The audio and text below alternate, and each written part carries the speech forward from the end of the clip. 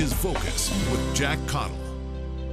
And good evening, I'm Jack Cottle. Welcome to this month's edition of Focus. This month we're talking about the Rapid City Collective Impact Program. Three guests with us to talk about that today. Albert Linderman is the director of Rapid City Collective Impact. Liz Hamburg is the executive director of the Black Hills Community Foundation. And Julie Oberlander is the communications director of Rapid City Collective Impact. We're now entering year 3 of the Rapid City Collective Impact Program. They got started back in 2015. They called that first year the year of learning, last year the year of connecting. They're calling this year the year of changing. The group describes itself as a community-supported initiative with long-term commitment to a common agenda for solving specific social problems. So Albert, start with you in simple terms.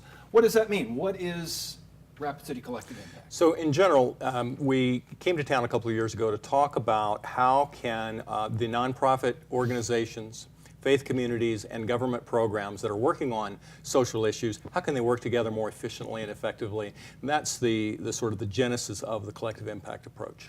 So how did this all get started? Where did the idea come from? And once it came to fruition, how did this whole thing become a reality? Spring of 2015, there was a small group of philanthropists in town that met and talked about how could they do a plan to improve the quality of life for all of the citizens of Rapid City. So they met, they did a little search, they found me.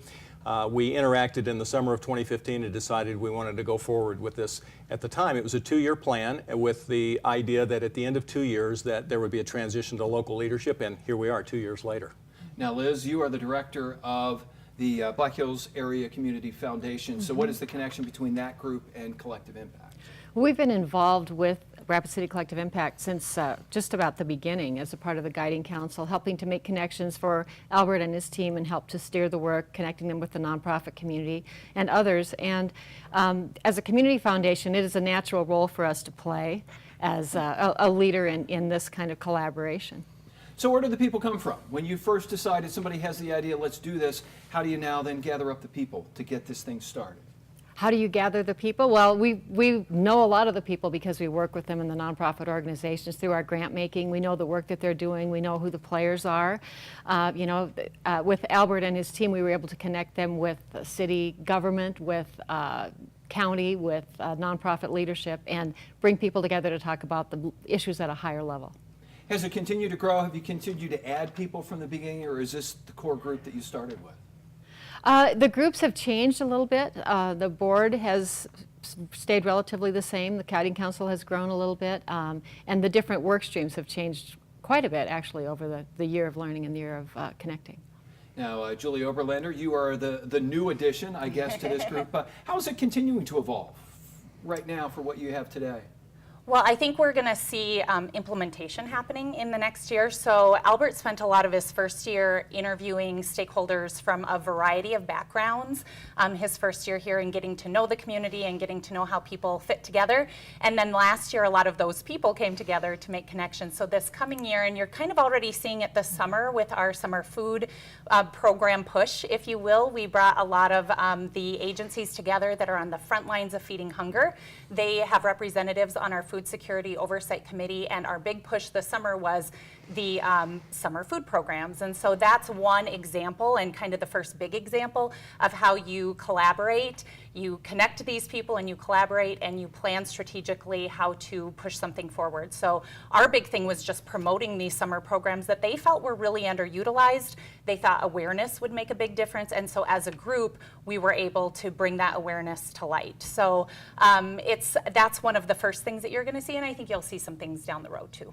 Albert, going back towards the beginning again, one of the big challenges of something like this, identifying what the needs are in the community. So how did you go about identifying those needs, and what did you find? It was really enjoyable the first 6 or 7 months. I interviewed about 80 people, at least an hour apiece, and these were maybe 60 of them executive directors of significant nonprofits in the city, a number of government programs, both city and county. as well as some faith community leaders. And then eventually it went into some business leadership, and that came a little later. But the first 6 to 7 months was finding out exactly what you said. What's going on in the community? What's missing? What are we doing well? Where could the city work together to improve services? So that was where we first started building the connections, at least learning, and then figuring out how to bring people together, which started happening last year. So what did you find? What were the common things that people said, this is what we got to fix, this is what we need? So the significant issues around housing in the community, it seems to be at all levels. Now, the original interest that some of the nonprofit leaders talked about was affordable housing. So people have a hard time getting in at the beginning level of housing. So that was brought up frequently. The difficulty with getting food. So we realized, and just to add on to what Julie just said, we brought together 16 agencies who either give away food or prepare meals, and those agencies, for the first time, talked together, and they plotted on a map everything they do, when they do it, who qualifies, what you have to do to get services through their program. And so here are people, many who have been doing this 15, 20 years. They kind of know each other, but they'd never met together. And they looked at this and was like, oh my goodness, we're not doing much of anything in this town on weekends or on evenings or during the summers. We've got to do a better job. And so that was the beginning impetus for starting to build a kind of a collective approach that Julie was talking to, that you see the first fruits of that this summer with the summer feeding emphasis, where now all of these organizations are working together, marketing together to say, here are all the feeding sites where you can get food this summer. Moms and dads with kids that are struggling financially and you're food insecure, here's where you can go. And of course the city's pitched in and is giving free rides to kids to get to these sites during the summer. So that's the beginning collaboration that has grown out of this collective impact. Now, Liz, with the foundation, you've been involved with these kind of groups and these kind of challenges around the city for quite a while. Did anything surprise you on what came up in these studies, what people identified as the needs?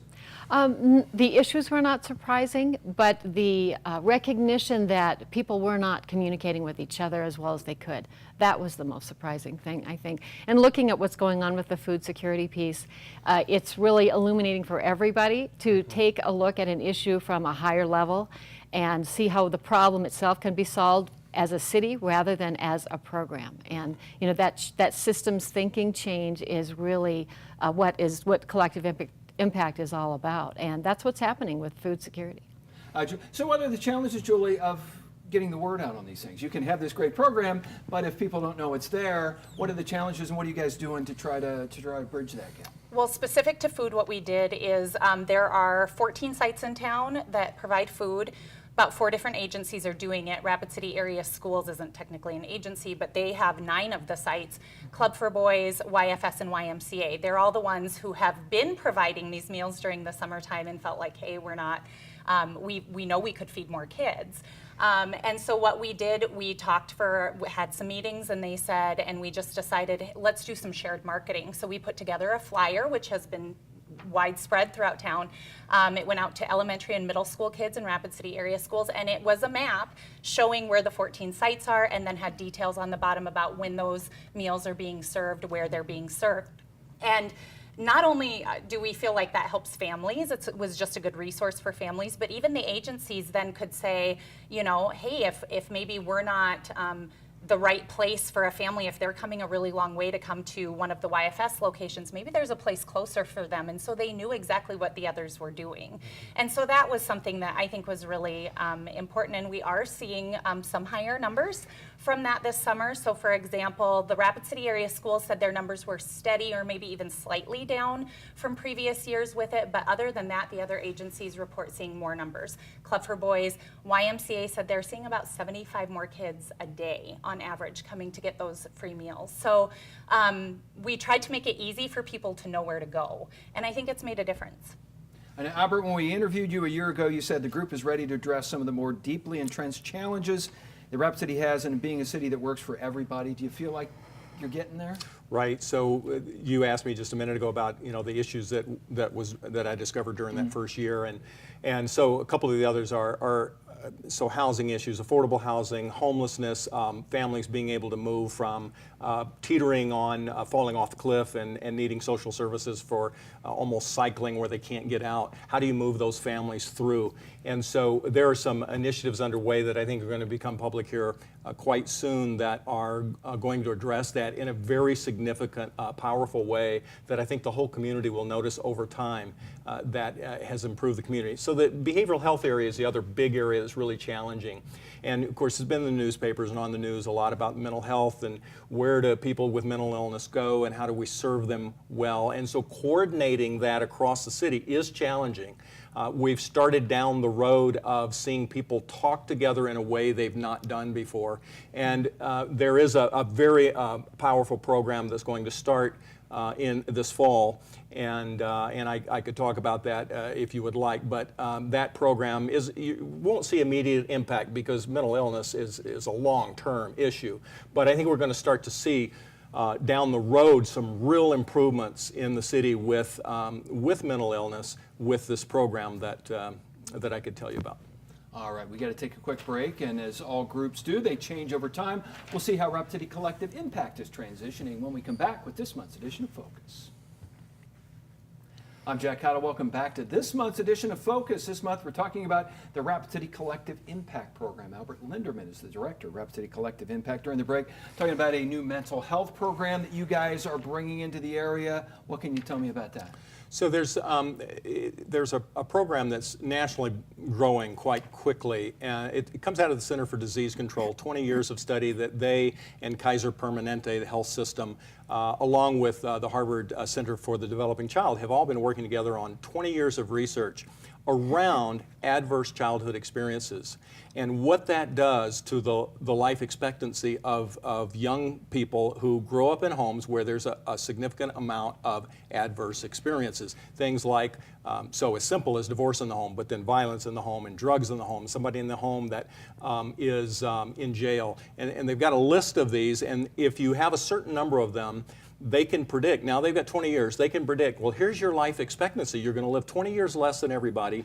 You're not going to graduate from high school. 67% of you will not graduate from high school if your score is high enough on this.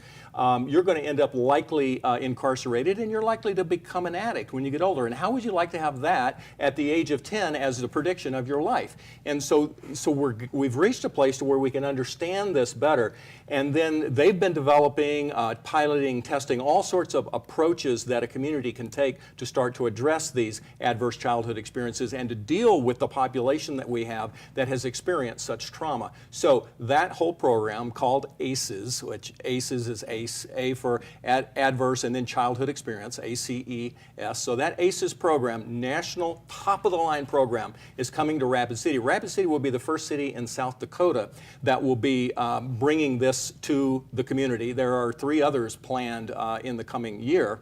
But we're first, and long term that has great potential for helping young people not end up in a life that is bad for themselves and bad for society. So how does Collective Impact make that program happen? How does that process go?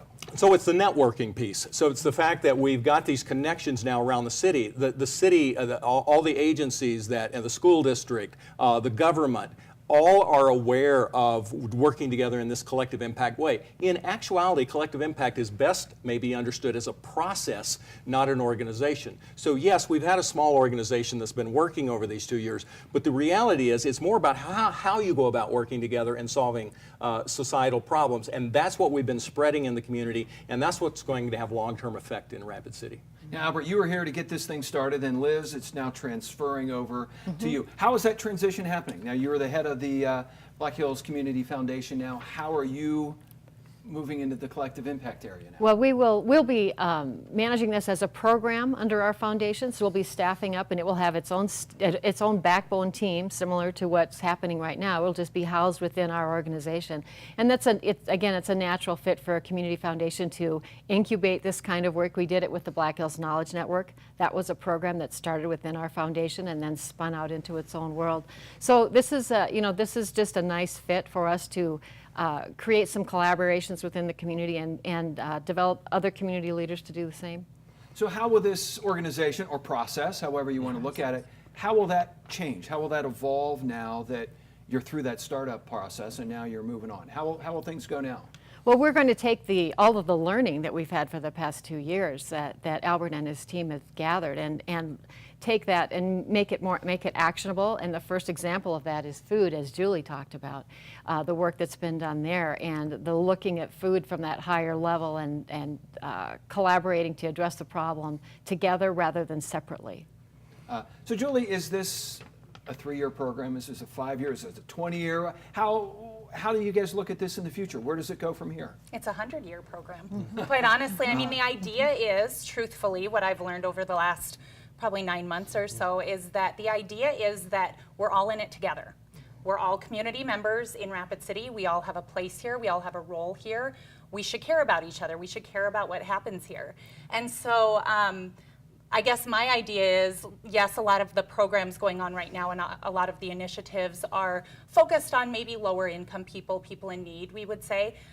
But when you help the least among you, you make your community more attractive for everybody. And so I think in the long term, you may see economic development improved because you've boosted the most vulnerable in your community out of that most vulnerable place. So it is a 1-year, 2-year, 3-year thing for now, but the idea is that the working together continues long term. Now, Albert, you said you've started these in other places, but you started them the normal way. This one, not the normal way. What's different about this one? Okay, so the uniqueness about the Rapid City Collective Impact, last May, we brought together 100 leaders from across the city, included the mayor, police chief, fire chief, number of executive directors of nonprofits, some CEOs of some of our most well-known businesses, bank presidents. We also had a number of native leaders, and we had a number of regular citizens, all in a room, 8 hours a day for 3 days. And in that 3-day, the group created shared language. So now we have some models that came out of that work that group did. And those models have been, if you will, socialized throughout a lot of the community. So a lot of people are using the same language now, and they're talking about the same interconnections. So we've got this fancy thing called a causal loop diagram, which shows what connects to what, which connects to what, and how they affect each other. And people understand that it's actually not, I mean, when you look at it at first, like, whoa, that's a little complex, but after like 3 or 5 minutes of explanation, it's like, oh, I get it. And now people from all different sectors who normally wouldn't even share the same language now have a chance to talk to each other in ways that they're all saying this, they're talking about the same thing. They know what each other's talking about. They leave meetings having known this is the points here of our model that we're working on. And so you can just do so much more when you have shared language, when you're looking at things the same way, when you have created the model itself. So it was a process of creating a model that's citywide that shows how everything in the city is interconnected. All right. We'll continue our look at Collective Impact Rapid City when we come back with this month's edition of Focus. And good evening, I'm Jack Cottle. Welcome back to this month's edition of Focus, talking about the Rapid City Collective Impact Program. Liz Hamburg is the Executive Director of the Black Hills Community Foundation, which is taking over the Collective Impact Program. So what do you envision for the future? It's one thing to get this going, but to keep people enthused and keep it going forward year after year. Yeah, well, we are still focusing on the priority areas that were established last December, which is food, behavioral health, housing, and homelessness. So that work is going to continue. We've got some pretty exciting things happening with our exploration with what's happening in San Antonio, Texas, with the Haven for Hope model. They have a very successful model addressing behavioral health and homelessness, and that transitions people from desperate situations into success and self-sufficiency. And we have some of those pieces in place already in Rapid City with our law enforcement training that is currently being done. We've got Pennington County remodeling the NAU building to create a new facility to address behavioral health issues. And so now the next step would be to create a facility that would help people with temporary and transitional housing and moving into affordable housing with significant case management and wraparound services. So we're still, still looking in that direction and looking to San Antonio and that model. Julie Oberlander is the Communications Director for Rapid City Collective Impact. So how does that transition to here?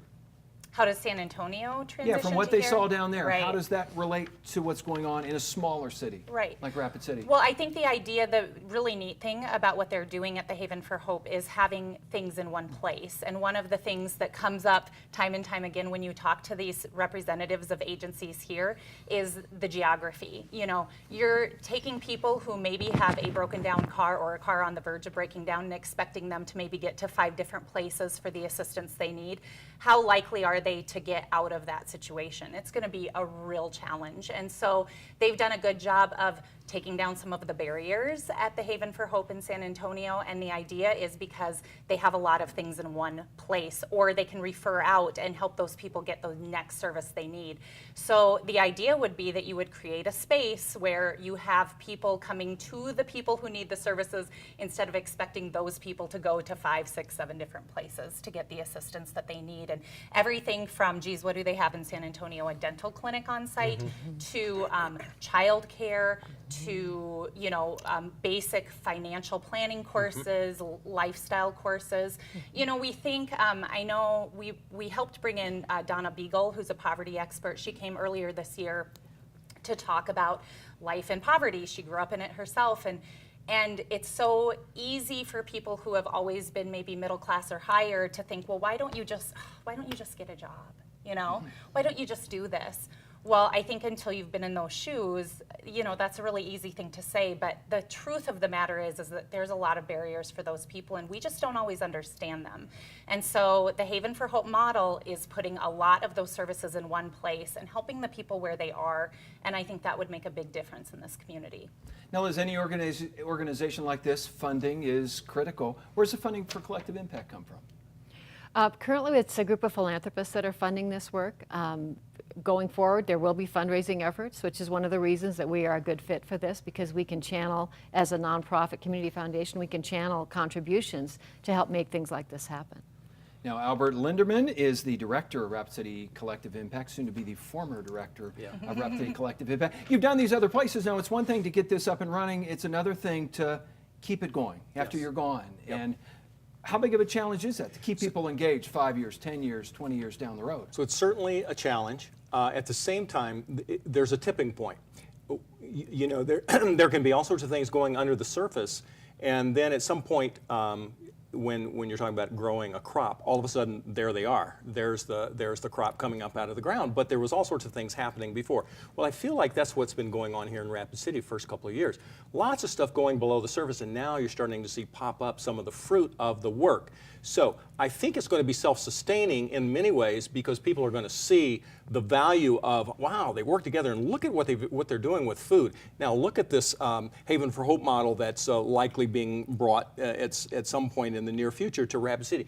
This is the community working together to bring about big change. So it's sort of going to be self-perpetuating the efforts of the community to keep this going. Liz, you feel good about where this organization sits as you kind of transition to being in charge? I do, yes. We've learned a lot from Albert and his team, and a lot of the groundwork has been laid for this to continue to be successful. So yes, I do. And there's a lot of enthusiasm locally about what's happening with Collective Impact. And we intend to tap all of those young emerging leaders that are interested in this work and keep moving it forward. So how can people get involved? If somebody wants to get involved, can they? They can, absolutely. They can call our foundation at 718-0112, and we'd be glad to connect them, find out where their passion is and what they're interested in, and we can absolutely connect them. And Julie, you had... I'm just going to add, and the website. Yeah. rccimpact.org. It might be as simple as getting in touch with me, or going and just getting our newsletter once a month.